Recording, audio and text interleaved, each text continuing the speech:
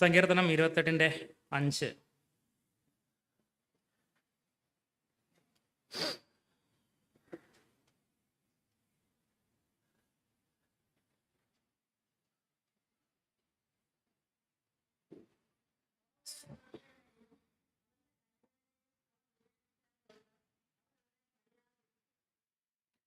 സങ്കീർത്തനം 28:5 നമ്മളിപ്പോൾ വായിച്ചത്, യഹോവയുടെ പ്രവൃത്തികളെയും അവൻ്റെ കൈവേലയെയും അവർ വിവേചിക്കായകൊണ്ട് അവൻ അവരെ പണിയാതെ ഇടിച്ചു കളയും. ഇത് തിരഞ്ഞെടുക്കപ്പെട്ട ഒരു ജനമായ ഇസ്രായേൽ, അവരെക്കുറിച്ചാണ് പറഞ്ഞിരിക്കുന്നത്. അവർ യഹോവയുടെ പ്രവൃത്തികളെയും അവൻ്റെ കൈവേലയെയും വിവേചിക്കാഞ്ഞതുകൊണ്ട് അവൻ അവരെ പണിയാതെ ഇടിച്ചു കളഞ്ഞു. അപ്പോൾ ദൈവത്തിൻ്റെ ജനത്തിന് ഒരു പണിയുണ്ട്, ദൈവം ആഗ്രഹിക്കുന്ന ഒരു പണിയുണ്ട്, ദൈവത്തിൻ്റെ പരിശുദ്ധാത്മാ അവർ ചെയ്തെടുക്കാൻ ആഗ്രഹിക്കുന്ന ഒരു പണിയുണ്ട്. ആ പണി തിരിച്ചറിയണമെങ്കിൽ ഒരു വിവേചനമുള്ള ഹൃദയം എനിക്ക് ആവശ്യമാണ്. അങ്ങനെ വിവേചിക്കാതെ മുന്നോട്ട് പോയാൽ നമ്മുടെ ജീവിതത്തിൽ ദൈവം ചിലപ്പോൾ നമ്മളെ ഒരു മൂലയ്ക്ക് അങ്ങ് ഇട്ടേക്കും. മുന്നോട്ടുള്ള പോക്കിൽ ദൈവത്തിൻ്റെ ആലോചന എന്താണ്, എന്ത് പണിയാണ് എന്നിൽ ചെയ്യേണ്ടത്, ദൈവത്തിൻ്റെ ജ്ഞാനം എന്താണ്, അതൊന്നും എനിക്ക് മനസ്സിലാകത്തില്ല. അപ്പോൾ അവിടെ എന്തു ചെയ്യും? ദൈവിക ഉദ്ദേശങ്ങളോടുള്ള ബന്ധത്തിൽ എന്നെക്കുറിച്ചുള്ള ഒരു കാര്യങ്ങൾ നിവർത്തിക്കപ്പെടാതെ പോകും. ഇപ്പോൾ ഈ വീട് പണിതപ്പം ഇവിടെ കുറേ കല്ലിറക്കിയിരുന്നു, ഇഷ്ടിക. സഹോദരൻ മിക്കവാറും അവിടെ പോയി നല്ല ഉറപ്പുള്ള ഇഷ്ടിക, ഭംഗിയുള്ള ഇഷ്ടിക, ഫിനിഷിങ്ങുള്ള ഇഷ്ടികയൊക്കെ നോക്കിയായിരിക്കും വാങ്ങിയത്. അതെല്ലാം കൂട്ടി ഈ കോമ്പൗണ്ടിൽ കൊണ്ടുവന്ന് ഇട്ടിരുന്നെങ്കിൽ ഇങ്ങനെ ഒരു ഹാളുണ്ടാവത്തില്ല. അതെല്ലാം പിറക്കി അടുക്കി അതിൻ്റെതായ ക്രമത്തിൽ വെക്കേണ്ടതിൻ്റെ മുകളിൽ വെക്കേണ്ടത് വെച്ച് അതിൻ്റെതായ രീതിയിൽ പണിതപ്പോഴാണ് ഒരു കെട്ടിടമുണ്ടായി. ഈ കെട്ടിടത്തിൽ നമുക്ക് ഒരുമിച്ച് വന്നു ചേരാൻ ഇടയായി തീർന്നു. എഫെസ്യ ലേഖനത്തിൽ പറയുന്നുണ്ട്, നിങ്ങളെ എല്ലാവരെയും ദൈവത്തിൻ്റെ നിവാസമാകേണ്ടതിന് പണിത് വരുന്നു എന്ന് പറയുന്നുണ്ട്. അപ്പോൾ ദൈവത്തിന് ഇവിടെ ഇപ്പോൾ ഈ ബിൽഡിങ് പണിതപ്പം ഇതൊരു ഹാള് പോലെയാണ് പണിതത്, ഇതൊരു വീട് പോലെയല്ല പണിതത്, ഇതൊരു ഗോഡൗൺ പോലെയല്ല പണിതത്. അപ്പം ഈ പണിത ആളുടെ ഉള്ളിൽ, പണിതുകൊണ്ടിരുന്ന ആളുടെ ഉള്ളിൽ, അല്ലെങ്കിൽ ഈ പണിയാൻ, അതായത് ബ്രദറിൻ്റെ ഉള്ളിൽ ഒരാശയമുണ്ടായിരുന്നു. ഈ ഇഷ്ടിക ഇവിടെ ഇറക്കിയപ്പോൾ, ഈ കഥകൾ ഇവിടെ കൊണ്ടുവന്നപ്പോൾ എല്ലാം ഒരാശയമുണ്ടായിരുന്നു. പണിത മെയ്സന് ചിലപ്പോൾ അത് അറിയണമെന്നില്ല. അവനോട് പറഞ്ഞു, നീ ഇങ്ങനെ ഇത്രയും വീതിയിൽ ഈ ഭാഗം ഉണ്ടാവണം, ഈ നീളത്തിൽ ഈ ഭാഗം ഉണ്ടാവണം, ഇങ്ങനെയൊക്കെ പറഞ്ഞ് ഇവിടെ ജനൽ വേണം, വാതിൽ വേണം, ഇതൊക്കെ പറഞ്ഞിട്ടുണ്ടാവും. വാതിലിന് ഇത്ര വലിപ്പം കാണണം എന്നൊക്കെ പറഞ്ഞു. അദ്ദേഹത്തിന് ഇത് കാര്യമൊന്നും പിടുത്തം കിട്ടിയില്ല. പുറമേ പോകുന്ന വഴിപോക്കനും മനസ്സിലാകത്തില്ല, അവരും ചിലപ്പം അയൽവക്കാരനും മനസ്സിലാവണമെന്നില്ല. അദ്ദേഹം വന്ന് ചിലപ്പം പണിയൊക്കെ നോക്കിയിട്ട് കാണുക, അവിടെ ഭയങ്കര പണി നടക്കുന്നുണ്ടെന്ന് പറയും. പക്ഷെ പണി എന്താണെന്നുള്ളത് ഹൃദയത്തിൽ ദർശനം കിട്ടിയ ഒരു വ്യക്തി ആദ്യം ഉണ്ടായിരുന്നു. അവൻ അതിന് പ്രകാരം അതിനെ പണിതുയർത്തും. ദൈവത്തിൻ്റെ ഹൃദയത്തിലും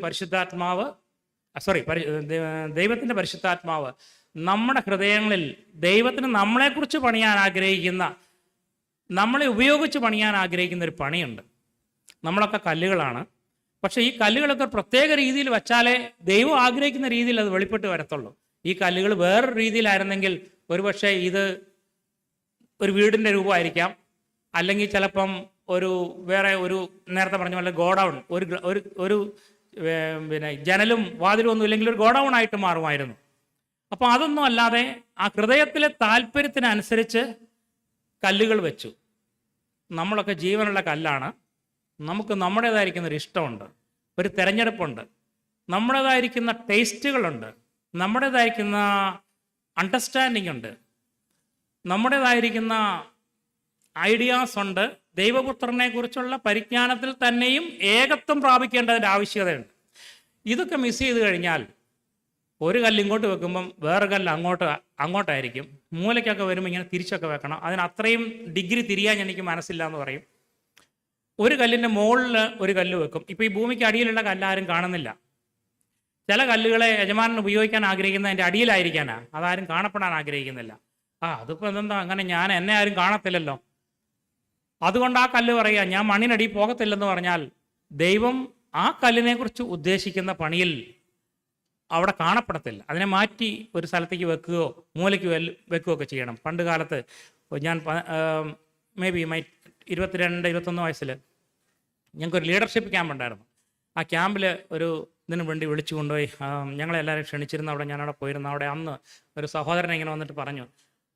ഗൾഫിൽ നിന്ന് വരുമ്പോൾ ആൾക്കാരൊക്കെ നല്ല ഇത് എയർപ്ലെയിൻ ഇതൊക്കെ കൊണ്ടുവരും. അത് കൊണ്ടുവരുന്ന സമയത്ത് വളരെ നന്നായി ഓടുകയും ഒക്കെ പ്രവർത്തിക്കുന്ന ഒന്നായിരുന്നു. അതിനുശേഷം കുട്ടികളത് ഉപയോഗിച്ചിട്ട് കേടായി കഴിയുമ്പം ഇത് കളയാൻ തോന്നുകയില്ല. കാരണം അതിൻ്റെ ഭംഗി എല്ലാം വെച്ചിട്ട് അത് ഷോക്കേസിൽ എടുത്ത് വെക്കും. എന്നാൽ അത് പ്രവർത്തിക്കുന്നതല്ല. പക്ഷേ ഒരു കാലത്ത് പ്രവർത്തിച്ചിരുന്നു എന്ന് പറഞ്ഞ ഷോക്കേസിൽ നമ്മൾ എടുത്ത് കളയത്തില്ല, എടുത്ത് വെച്ചിരിക്കും. കാരണം അത്രയ്ക്ക് മനോഹരമുള്ള ഒരു സാധനമായിരുന്നത്. ഇതുപോലെ പ്രിയപ്പെട്ട സഹോദരന്മാരെ, ചെറുപ്പക്കാരെ, അദ്ദേഹം പറഞ്ഞ കാര്യങ്ങൾ ഞാൻ അതേപടി ആവർത്തിക്കുന്നേ ഉള്ളൂ. നിങ്ങളുടെ ജീവിതത്തിൽ നിങ്ങൾ റോങ് ആയിരിക്കുന്ന ചോയ്സ് നടത്തിയാൽ, അത് വിവാഹത്തോടുള്ള ബന്ധത്തിലായിരുന്നു, നടത്തിയാൽ നിങ്ങളെ ഇപ്പോൾ ഉപയോഗിച്ചിരിക്കുന്ന ഉപയോഗത്തിൽ നിന്നും വ്യത്യസ്തമായി അല്ലെങ്കിൽ ഉപയോഗിക്കാൻ കഴിയാത്ത വിധത്തിൽ ആയിത്തീരാൻ സാധ്യതയുണ്ട്. എനിക്കറിയാവുന്ന അനേകം ചെറുപ്പക്കാർ അങ്ങനെയുണ്ട്. അതുകൊണ്ട് അവരെ ഇപ്പം ദൈവം ഷോക്കേസിലാണ് വെച്ചിരിക്കുന്നത്. ഒരു കാലത്ത് ഇങ്ങനെ ആയിരുന്നു, ഒരു കാലത്ത് അവിടെ ഇങ്ങനെ പ്രവർത്തിച്ചിരുന്നു എന്നൊക്കെ പറയാമെന്നല്ലാതെ ഇപ്പോൾ അവരെക്കുറിച്ച് ഒന്നിനും കൊള്ളില്ല എന്ന് പറഞ്ഞു. അപ്പം നിങ്ങളുടെ ജീവിതത്തിൽ നിങ്ങളുടെ ചോയ്സുകൾ സമ്പൂർണ്ണമായി ദൈവത്തിന് വിട്ടുകൊടുക്കണം എന്നുള്ളതായിരുന്നു അന്ന് പറഞ്ഞതിൻ്റെ സന്ദേശം. നമ്മുടെ ജീവിതത്തിൽ ഞാൻ പറഞ്ഞതിൻ്റെ ചുരുക്കം ഇത്രയേ ഉള്ളൂ. നമ്മുടെ ജീവിതത്തിൽ ദൈവിക ഉദ്ദേശത്തോടുള്ള ബന്ധത്തിൽ തെരഞ്ഞെടുപ്പുകൾ നടത്തേണ്ടതുണ്ട്. ആ തെരഞ്ഞെടുപ്പുകളുടെ അടിസ്ഥാനത്തിലാണ് പണി നടക്കുന്നത്. തെരഞ്ഞെടുപ്പിന് വിധേയമാകാൻ ഞാൻ ജീവനുള്ള കല്ല, എനിക്ക് എൻ്റേതായിരിക്കുന്ന ഒരു ഇച്ഛയുണ്ട്, എൻ്റേതായ താല്പര്യങ്ങളുണ്ട്, ആഗ്രഹങ്ങളുണ്ട്, ജഡത്തിൻ്റെ അഭിലാഷങ്ങളുണ്ട്, മേന്മ കാണിക്കാൻ ആഗ്രഹമുണ്ട്, മറ്റുള്ളവരെ ചിലപ്പോൾ ബ്ലസ് ചെയ്യാനായിട്ട് എന്നിൽ നിന്ന് വരുന്നതായിരിക്കുന്ന ഒരു താല്പര്യങ്ങളുണ്ട്, ചിലപ്പം വൈകാരിക തലങ്ങളിലൂടെ നടത്തിക്കൊണ്ട് പോകുന്നതിൽ ഒരു സന്തോഷം ഉണ്ടാകുന്ന അനുഭവം ഉണ്ടാകും. ഇതിൻ്റെ എല്ലാം പിന്നിൽ വൃക്ഷത്തിൻ്റെ അടിയിൽ കോടാലി വയ്ക്കപ്പെട്ട ശേഷം നമ്മൾ പാടിയതുപോലെ യേശുവിൻ്റെ ജീവനിൽ നിന്നും ആണ് യേശുക്രിസ്തുവിൻ്റെ കാന്ത വെളിപ്പെട്ട് വരത്തുള്ളൂ. ആ ജീവനോടുള്ള ബന്ധത്തിൽ എൻ്റെ അല്ലെങ്കിൽ എന്നിലെ ഞാൻ കീഴ്പ്പെടുന്ന അളവിൽ മാത്രമേ യേശുക്രിസ്തുവിന് അവൻ ആഗ്രഹിക്കുന്ന രീതിയിലുള്ളൊരു പണി എന്നിൽ വെളിപ്പെടാനായിട്ട് പറ്റത്തുള്ളൂ. അങ്ങനെയുള്ള ഒരു പണിക്ക് വേണ്ടി അതിയായി ആഗ്രഹിക്കുന്ന വ്യക്തി ജീവിതങ്ങൾ ആണ് നിങ്ങളെല്ലാവരും എന്ന് ഞാൻ വിശ്വസിക്കുന്നു. പഴയ നിയമത്തിൽ അങ്ങനെയുള്ളവരുടെ എണ്ണം വളരെ ചുരുക്കമാണ്. പക്ഷേ അങ്ങനെയുള്ളവരുണ്ട്. അങ്ങനെയുള്ളവർ ഈ ഭൂമിയിൽ ഇല്ലാതെ പോയിരുന്നെങ്കിൽ ഒരുപക്ഷെ ഭൂമി പണ്ടേ ദൈവത്തിൻ്റെ കോപത്താൽ നശിക്കപ്പെട്ടു പോകുമായിരുന്നു. അങ്ങനെ ഉണ്ടായിരുന്ന പഴയ നിയമത്തിലെ ഒരു വ്യക്തിയെ ഞാൻ കാണിച്ചു തരാൻ ആഗ്രഹിക്കുന്നു. പലരുണ്ട്. ദാവീദൊക്കെ ദൈവത്തിന് ഹൃദയപ്രകാരമുള്ള മനുഷ്യനായിരുന്നു. എന്നാൽ ഞാൻ ഇവിടെ നിന്ന് കാണിക്കാൻ ആഗ്രഹിക്കുന്ന പുറപ്പാട് പുസ്തകത്തിൽ 33-ാം അധ്യായത്തിൽ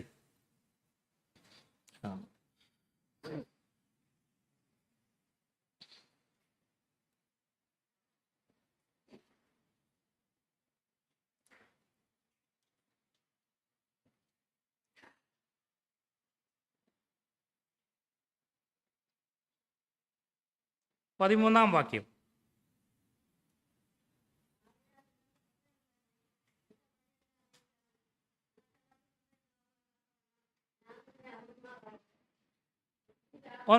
മതി. ഒന്ന് ആലോചിച്ച് നോക്കിയേ.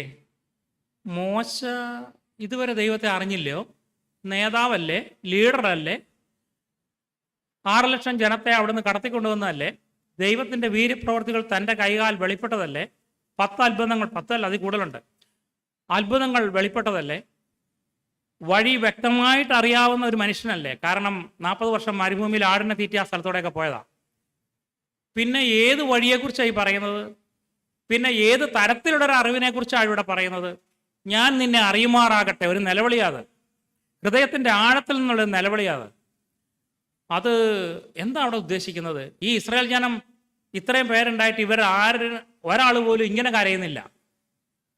അവരൊക്കെ ചുരുങ്ങിയ വർഷം ജാതികളുടെ ഇടയിൽ നിന്ന് ഞാൻ പുറപ്പെട്ടു വന്നല്ലോ, ഈജിപ്തിൽ നിന്ന് ഞങ്ങൾ ഇവിടെ വന്നല്ലോ, രക്ഷപ്പെട്ടതിൽ സന്തോഷിച്ചും ആനന്ദിച്ചും ഒക്കെ പോകുന്നത് ആവശ്യമാണ്. ദൈവത്തെ സ്തുതിക്കണം, ഇല്ല എന്നല്ല ഞാൻ പറഞ്ഞ. പക്ഷേ ഹൃദയത്തിൻ്റെ ആഴത്തിൽ ദൈവം ആഗ്രഹിക്കുന്ന കാര്യങ്ങളോടുള്ള ബന്ധത്തിലുള്ള സ്പർശതയുള്ള ഒരു വ്യക്തിയായിരുന്നു മോശ. അവൻ്റെ ഹൃദയം തേങ്ങിക്കൊണ്ടിരുന്നു, നിന്റെ വഴി എന്നെ കാണിച്ചു തരണമേ.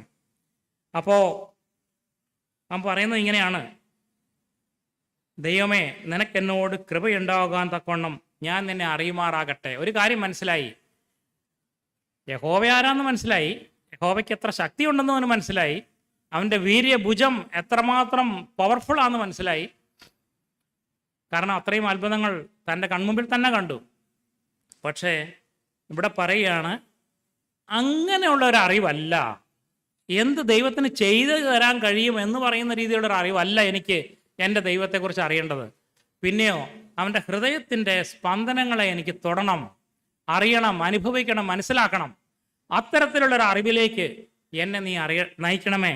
നിനക്ക് എന്നോട് കൃപയുണ്ടെങ്കിൽ, എന്നോട് കടാക്ഷം തോന്നിയെങ്കിൽ, എന്നോട് മനസ്സലിവ് തോന്നിയെങ്കിൽ, എന്നിൽ നീ പ്രസാദിച്ചിരിക്കുന്നുവെങ്കിൽ നിന്റെ വഴി എന്നെ കാണിച്ചു തരണമേ. സൗരന്മാരെ, ദൈവം നമ്മളെ വിളിച്ചു, കരുണ തോന്നി ദൈവം വിളിച്ചു കഴിഞ്ഞിട്ട് നമ്മൾ അതിൽ തൃപ്തരാണോ, അതോ അതിനപ്പുറത്തേക്ക് എന്തോ ഒന്ന് അന്വേഷിക്കുന്നൊരു ഹൃദയത്തിൻ്റെ ഉടമകളാണോ നമ്മൾ?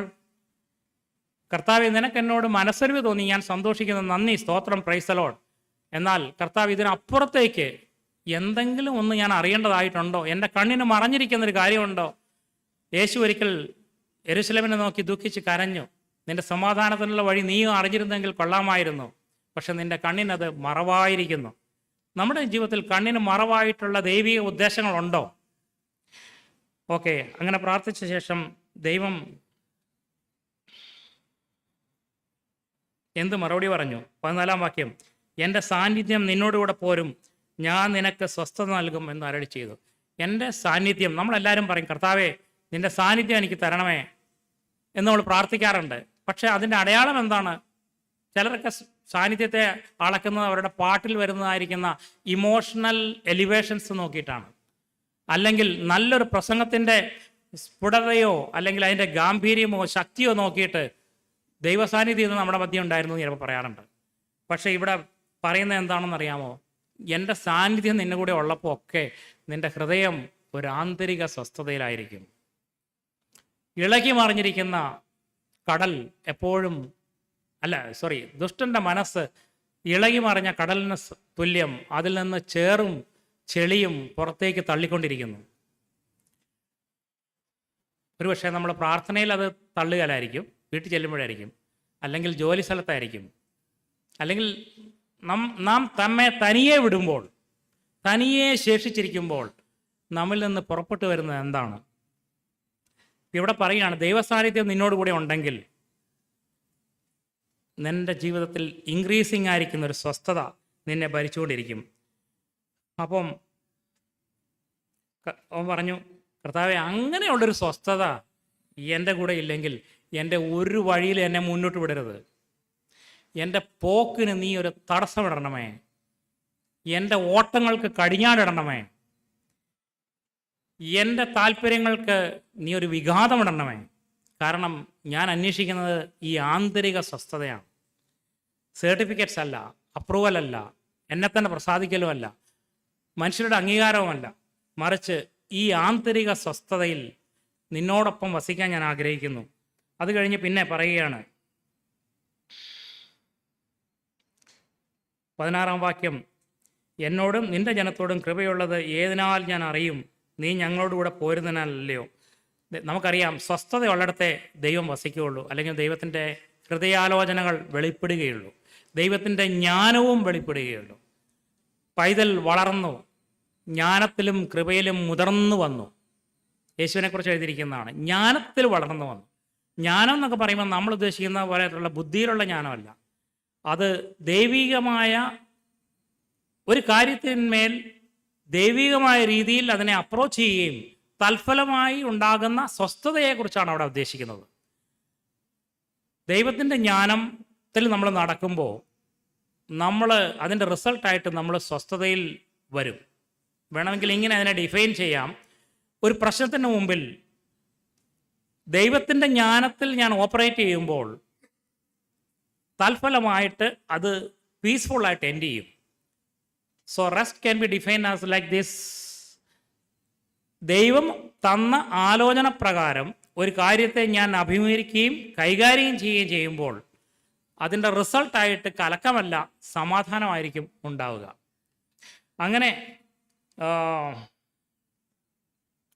ഓക്കെ, 17-ാം അധ്യായത്തിലേക്ക് നമുക്ക് വരാം. യഹോവ മോശയോട്, നീ പറഞ്ഞ ഈ വാക്കുപോലെ ഞാൻ ചെയ്യും. ദൈവത്തിന് വലിയ ഇഷ്ടമായി. വേറെ 6 ലക്ഷം പേരിൽ ആരും ചോദിച്ചില്ല. എനിക്ക് നിന്നോട് കൃപ തോന്നിയിരിക്കുന്നു, ഞാൻ നിന്നെ അടുത്തറിഞ്ഞുമിരിക്കുന്നു എന്ന് അരുളി ചെയ്തു. അപ്പോൾ അവൻ നിൻ്റെ തേജസ് എനിക്ക് കാണിച്ചു തരണേ. അങ്ങനെ കർത്താവെ, നീ എന്നെ അടുത്തറിഞ്ഞു എന്നൊക്കെയാണല്ലോ പറഞ്ഞ് എൻ്റെ ഹൃദയമൊക്കെ അറിഞ്ഞത്. അങ്ങനെയാണെങ്കിൽ എൻ്റെ ഹൃദയത്തിൽ വലിയ ആഗ്രഹം, അതൊന്നും എനിക്ക് ചെയ്തു തരാമോ? ചിലപ്പോൾ കുഞ്ഞു പിള്ളേരൊക്കെ വളരെ താലോലിക്കുമ്പം അന്നേരമായിരിക്കും അവർ മടിയിൽ കയറിയിരുന്നുണ്ട് അവരുടെ ഉള്ളിൽ വളരെ ആയിട്ട് ആഗ്രഹിച്ചുകൊണ്ടിരുന്നൊരു കാര്യം ഭയപ്പെട്ടിരിക്കുകയായിരുന്നു, ചോദിക്കാൻ പേടിച്ചിരിക്കുകയായിരിക്കും. അതുണ്ടാവും ചോദിക്കുന്നത്. അതുപോലെ മോശ ചോദിച്ചു, കർത്താവേ, എനിക്ക് നിന്നെ ഒന്ന് അടുത്ത് നിൻ്റെ തേജസ് എനിക്കൊന്ന് കാണണം. അപ്പോൾ പിന്നെ എന്താണ് ഈ തേജസ്? 10 അത്ഭുതങ്ങളിൽ വെളിപ്പെട്ട തേജസ് അല്ലേ അത്? യഹോവയുടെ തേജസ് സീനായി പർവ്വതത്തിൽ കണ്ടു, അത് കത്തുന്ന തീ പോലെയായിരുന്നു. അങ്ങനെയുള്ള തേജസ്സൊന്നും അല്ല ഇവിടെ ഉദ്ദേശിക്കുന്നത്. നമ്മളൊരു വ്യക്തിയെ ബഹുമാനിക്കുന്ന എപ്പോഴാണ്? ആ വ്യക്തിയുടെ ക്യാരക്ടർ അറിയുമ്പോഴാണ്, അല്ലേ? ആ വ്യക്തിയുടെ തനി സ്വഭാവം, തനിമ, അവൻ എന്തായാലും വാട്ട് ഈസ് ഹിസ് ബീയിങ്, അതറിയുമ്പോഴാണ് നമ്മുടെ ഉള്ളിൽ ആദരവുണ്ടാവുന്നത്. അതുപോലെ മോശ പറയാ, എനിക്ക് ഇങ്ങനെ കണ്ടിങ്ങനെ പുറമേ നിന്ന് ഇങ്ങനെ ആരാധിക്കുകയും സ്തുതിക്കുകയും ചെയ്യുന്നതൊന്നും പോരാ, എനിക്ക് നിൻ്റെ തേജസ് എന്ന് അറിയണം. അങ്ങനെ അറിഞ്ഞിട്ട് എനിക്ക് നിന്നെ ഒന്ന് ആരാധിക്കണം, കാണണം, അനുഭവിക്കണം. എൻ്റെ ഉള്ളിൻ്റെ ഉള്ളിൽ നിന്ന് ഞാൻ എൻ്റെ ഹോൾ ബീയിങ് നിന്നോട് റെസ്പോണ്ട് ചെയ്യണം. ലിപ്സ് മാത്രം പോരാ, എൻ്റെ ചുണ്ടുകൾ മാത്രം അനങ്ങിയാൽ പോരാ, നാവനങ്ങിയാൽ പോരാ. എൻ്റെ whole being should be responding to you. അങ്ങനെ ഒരു തരത്തിലുള്ള ഒരു തേജസ് എനിക്ക് കാണണം. ഞാൻ അങ്ങനെ ഇതുവരെ കണ്ടിട്ടില്ല അതുകൊണ്ട് എന്നെ കാണിച്ചു തരണേ. അപ്പോൾ കർത്താവ് പറഞ്ഞു, ഞാൻ എൻ്റെ മഹിമയൊക്കെയും നിൻ്റെ മുമ്പാകെ കടക്കുമാറാക്കി യഹോവയുടെ നാമത്തെ നിൻ്റെ മുമ്പിൽ ഘോഷിക്കും. വേർത്തി പറഞ്ഞാൽ, ഞാൻ എൻ്റെ തേജസ്സിനെ നിൻ്റെ മുമ്പാകെ കടത്തിക്കൊണ്ടുപോയി. അപ്പോൾ ഇതിനു മുമ്പൊന്നും ഉണ്ടായില്ല. അത് മോശയുടെ ആ ഒരു ചിന്ത കറക്റ്റായിരുന്നു. എൻ്റെ ഹൃദയത്തിനകത്തുള്ളത് തന്നെയാണ് നീ ചോദിച്ചത്, അതുകൊണ്ട് ഞാൻ കാണിച്ചു തരാമെന്ന് പറഞ്ഞു. അങ്ങനെ ഞാൻ എൻ്റെ മഹിമ നിൻ്റെ മുമ്പാകെ കടക്കുമാറാക്കും. അങ്ങനെ കടന്നു കഴിഞ്ഞിട്ട് നീ എൻ്റെ നാമത്തെ ഘോഷിക്കും. അപ്പോൾ ഇതിനു മുമ്പ് നമ്മൾ സ്വോത്രം എന്നൊക്കെ പറഞ്ഞതോ, യഹോവയ്ക്ക് തപ്പെടുത്ത് കൊട്ടി എന്തെല്ലാം ചെയ്തു, മെരിയാം ചെയ്തു. ആ കൂട്ടത്തിൽ മോശയൊക്കെ മോശ തന്നെ ഒരു സങ്കീർത്തനം എഴുതിയിട്ടുണ്ട്. അതൊന്നും അല്ല, അതിനപ്പുറത്തേക്ക് പോയിരിക്കുന്ന എന്തോ ഒരു കാര്യമുണ്ട്. അത് അന്നേരം ഇങ്ങനെ ഈ മഹിമ കണ്ടു കഴിയുമ്പോൾ നീ എൻ്റെ നാമത്തെ പുകഴ്ത്തും. എൻ്റെ നാമം എന്നുള്ളതുകൊണ്ട് പേരായൊരു ശബ്ദമല്ല, എൻ്റെ നാമത്തിൻ്റെ പിന്നിൽ അടങ്ങിയിരിക്കുന്ന ഞാനെന്ന് പറഞ്ഞ വ്യക്തിയുടെ വ്യക്തിത്വത്തെ അറിഞ്ഞിട്ട് നീ എന്നെ സ്തുതിക്കും. അത് കഴിഞ്ഞിട്ട് പറഞ്ഞു, എനിക്ക് മനസ്സുള്ളവനോട് ഞാൻ കൃപ ചെയ്യും, കരുണ കാണിപ്പാൻ എനിക്ക് മനസ്സുള്ളവനെ ഞാൻ കരുണ കാണിക്കുകയും ചെയ്യും. നിനക്കെൻ്റെ മുഖം കാണുവാൻ കഴിയില്ല, ഒരു മനുഷ്യനും എന്നെ കണ്ട് ജീവനോടെ ഇരിക്കുകയില്ല എന്ന് കൽപ്പിച്ചു. അതിനുശേഷം 21-ാം വാക്യം, ഇതാ എൻ്റെ അടുത്തൊരു സ്ഥലമുണ്ട്, അവിടെ പാറമേൽ നീ നിൽക്കണം. എൻ്റെ തേജസ് കടന്നു പോകുമ്പോൾ ഞാൻ നിന്നെ ഒരു പാറയുടെ പിളർപ്പിലാക്കി, ഞാൻ കടന്നു പോകുവോളം എൻ്റെ കൈ കൊണ്ട് നിന്നെ മറയ്ക്കും, പിന്നെ എൻ്റെ കൈ നീക്കും. നീ എൻ്റെ പിൻഭാഗം കാണും, എൻ്റെ മുഖമൊന്നും കാണാവതല്ല. ഞാൻ അതിലേക്ക് പോകുന്നില്ല. 22-ാം വാക്യം, എൻ്റെ തേജസ് നിൻ്റെ മുമ്പാകെ ഞാൻ കടന്നു പോക്കും. 21-ൽ പാറയുടെ ഇതാ എൻ്റെ അടുക്കൽ ഒരു സ്ഥലമുണ്ട്, ഇവിടെ ഒരു പാറമേൽ നീ നിൽക്കണം, ഒരു പാറയുടെ പിളർപ്പിൽ ഞാൻ നിന്നെ നിർത്തും. ഞാൻ പല പ്രസംഗങ്ങൾ കേട്ടിട്ടുണ്ട്. പാറ എന്ന് പറയുന്നത് യേശു ക്രിസ്തുവാണ്, യേശു ക്രിസ്തുവിലാകുക എന്നൊക്കെ പറയുന്നതാണ്. ഞാൻ അതിലേക്കൊന്നും കടക്കുന്നില്ല. എന്തായാലും ഒരു കാര്യം ഞാൻ പറയാം. പാറയുടെ പിളർപ്പെന്ന് പറഞ്ഞാൽ സാധാരണഗതിയിൽ മനുഷ്യന് ഇഷ്ടപ്പെടാത്തൊരു സ്ഥലമാണ്, ചപ്പുചവറുകൾ ഇടുന്നൊരു സ്ഥലമാണ്, വാസയോഗ്യമല്ലാത്തൊരു സ്ഥലമാണ്. അതിലൂടെ കടന്നു പോയാൽ ചിലപ്പോൾ ഇടുക്കമായിരിക്കും, ഒരഞ്ഞ് തോളൊക്കെ ചിലപ്പം ചോര വന്നെന്നിരിക്കും.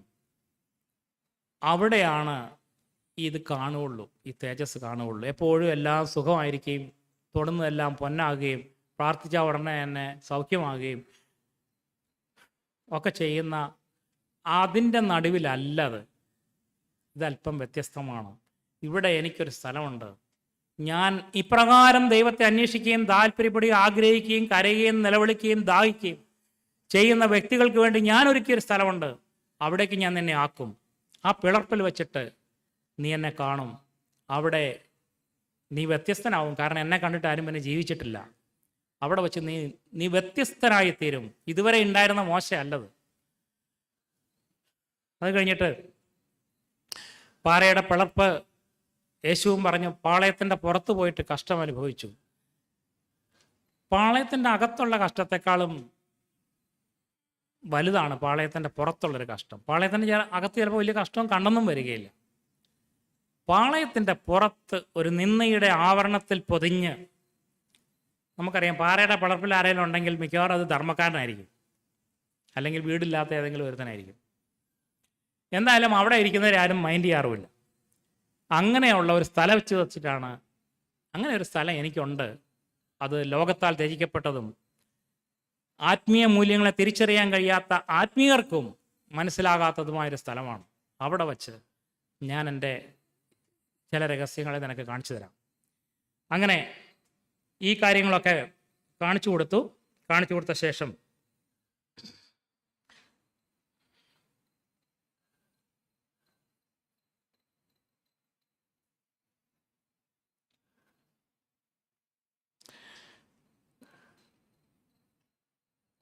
അത് കഴിഞ്ഞിട്ട് ബ്രദറെ എവിടെയാ കരുണയും കൃപയും ദീർഘക്ഷമയും ഉള്ളവൻ എന്ന് പറയുന്നൊരു ഭാഗമുണ്ടല്ലോ. കർത്താവ് ഇത് കാണിച്ചു കൊടുത്ത പുള്ളി റെസ്പോണ്ട് ചെയ്യുന്ന അങ്ങനെ. എവിടെയാ അത്?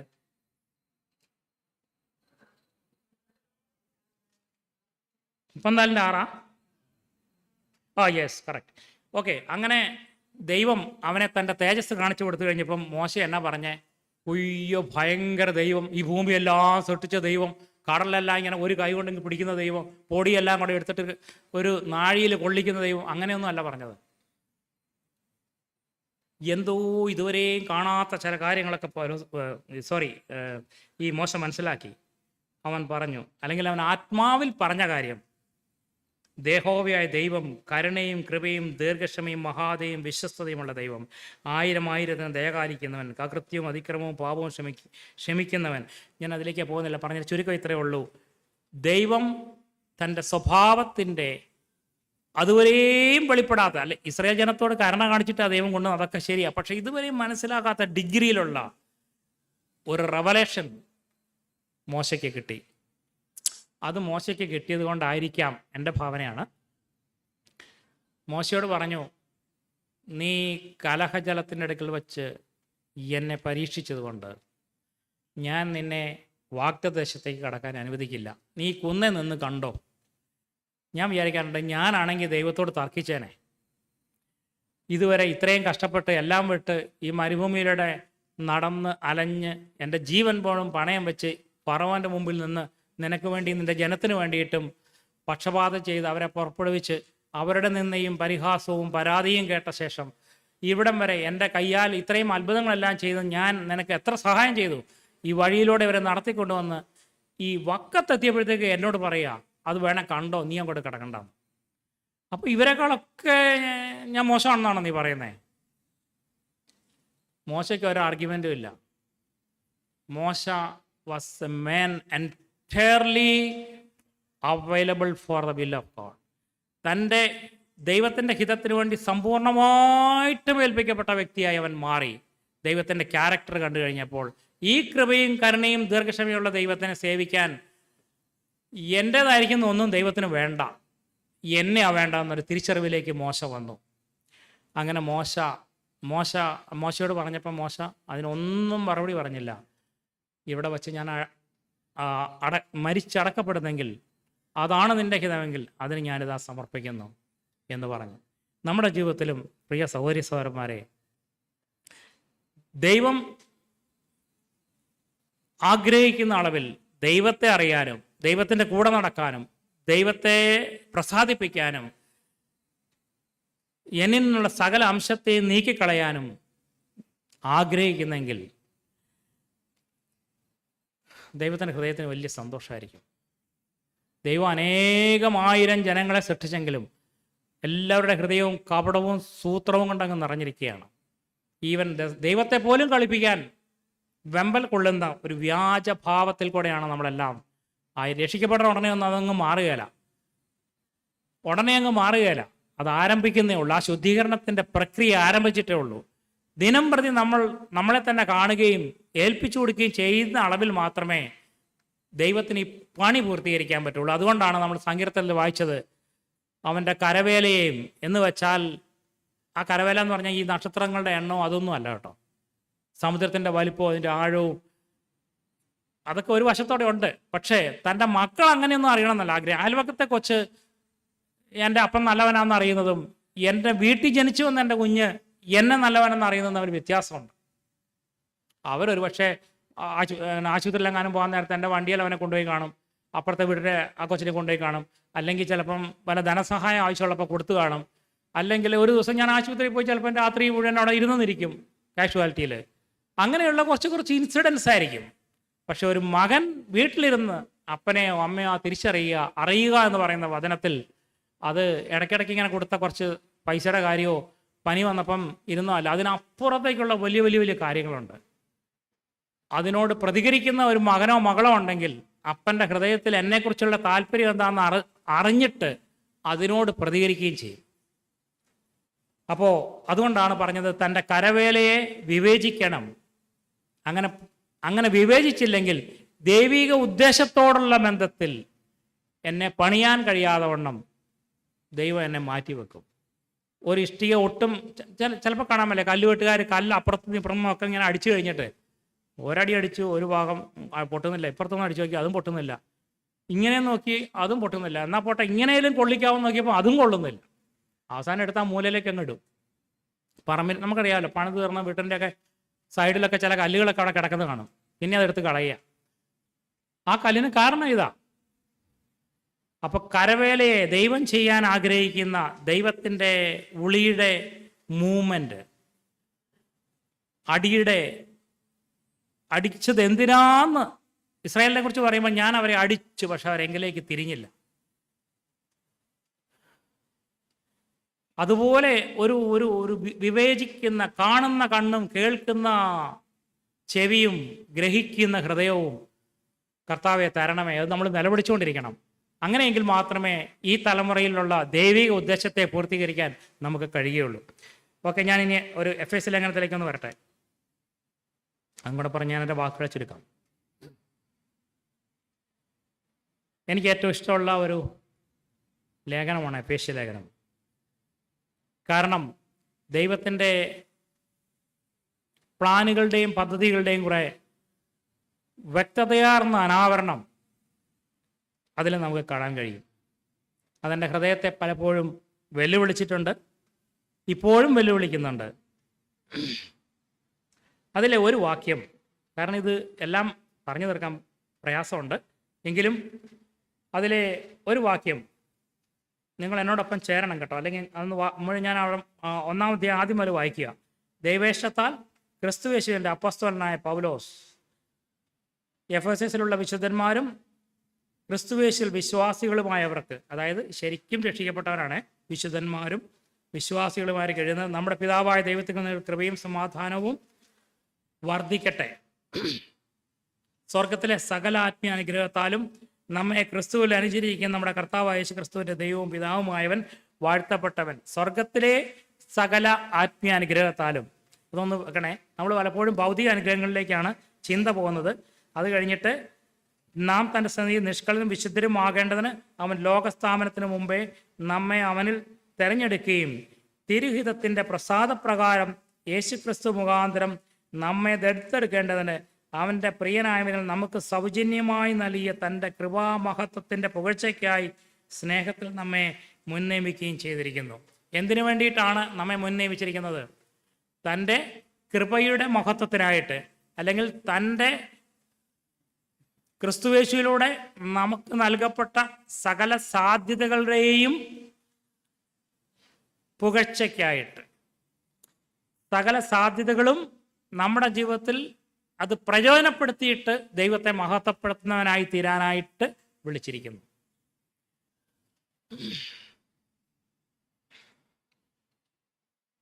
അവനിൽ നമുക്ക് രക്തത്താൽ അതിക്രമങ്ങളുടെ മോചനം എന്ന വീണ്ടെടുപ്പുണ്ട്. 8-ാം വാക്യം, ഇത് അവൻ നമുക്ക് ധാരാളമായി കാണിച്ച കൃപാദാനപ്രകാരം സകല ജ്ഞാനവും വിവേകവുമായി നൽകിയിരിക്കുന്നു. ഇവിടെ കൃപയ്ക്ക് വേറൊരു ഡെഫിനിഷൻ കൊടുത്തിരിക്കുകയാണ്.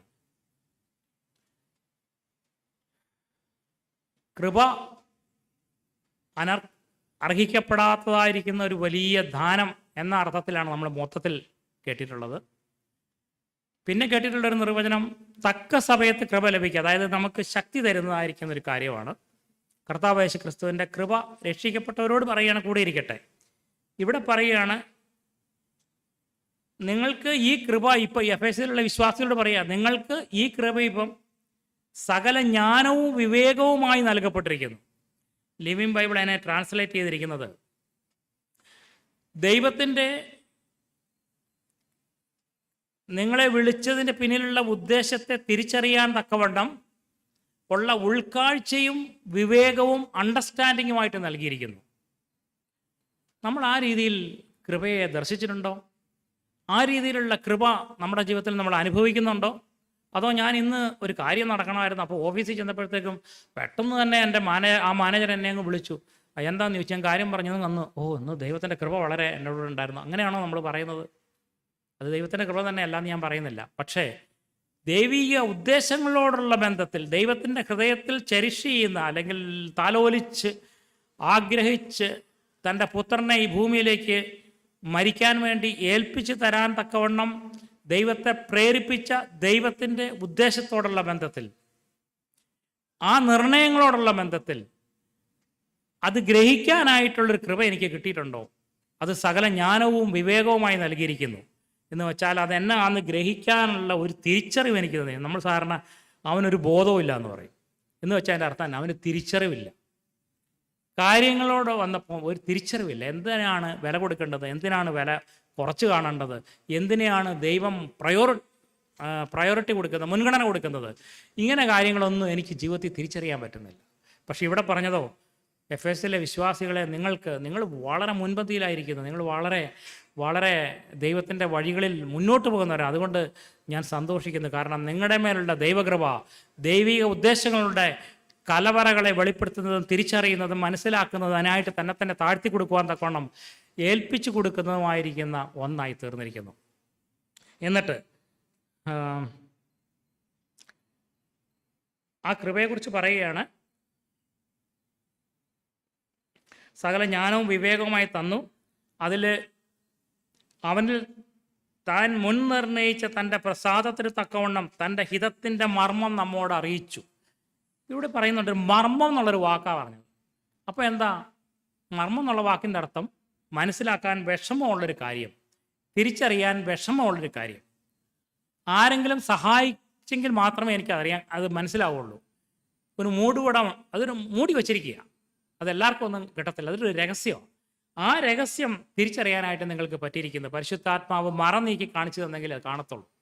ആ മർമ്മം അത് അറിയിച്ചു. അത് പിന്നെയും ഭൂമിയിൽ ഉള്ള സകലവും ക്രിസ്തുവിൽ ഒന്നായി ചേർത്ത് കാലസമ്പൂർണതയിലുണ്ടായിരുന്നൊരു വ്യവസ്ഥ, ദൈവത്തിൻ്റെ ഒരു എക്കണോമി ഉണ്ട്, ഒരു വ്യവസ്ഥയുണ്ട്. അത് പൂർത്തിയാക്കാനായിട്ടാണ് അതിനെക്കുറിച്ചുള്ള ജ്ഞാനവും വിവേകവും ഇപ്പം നിങ്ങൾക്ക് തന്നിരിക്കുകയാണ്. എന്നിട്ട് പറഞ്ഞു, തൻ്റെ ഹിതത്തിൻ്റെ ആലോചന പോലെ സകലവും നിവർത്തിക്കുന്നവൻ്റെ നിർണയപ്രകാരം മുൻ നിയമിക്കപ്പെട്ടത് മുൻകൂട്ടി ക്രിസ്തുവിൽ ആശവച്ചവരായ ഞങ്ങൾ അവൻ്റെ മഹത്വത്തിനും പുകഴ്ചയ്ക്കുമായി തീരേണ്ടതിന് തന്നെ. ഞാൻ ഇവിടെ വച്ച് അതിലേക്ക് കടക്കുന്നില്ല. അപ്പോൾ ഈ ഒരല്പം ഇത് എന്താണ് ഈ മർമ്മം? ഈ മർമ്മം യേശുക്രിസ്തുവിൻ്റെ ശരീരമായിട്ട് ഇരുപക്ഷത്തെയും ഒന്നാക്കി തന്നിൽ ചേർത്ത്, അതിൻ്റെ 21 വാക്യം കൊണ്ടൊന്ന് വായിക്കാം. 1:21.